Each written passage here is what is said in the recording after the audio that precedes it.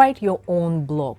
Well, that sounds like, my God, that's very, very obvious. Yes, articles, blogs, and blogs on different platforms position you as an author as well as your own book.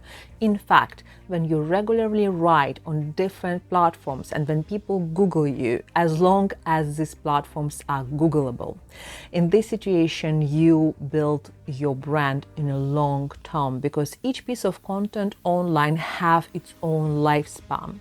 So, for example, when we talk about lifespan of the Twitter is 4 seconds, 4 to 6.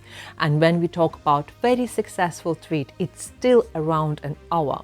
So when we talk about YouTube video is 1 month's lifespan. However, when you connect your YouTube video and your blog post, the life of this combined content is 4 years.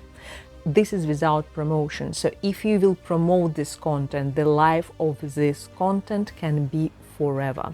So when you invest in a long-term content which promoting you for a very long time online, this is the smart investment. That's why writing your own articles which are Googleable, writing your own blog posts, and show to people your level of expertise, which is last long and Googleable.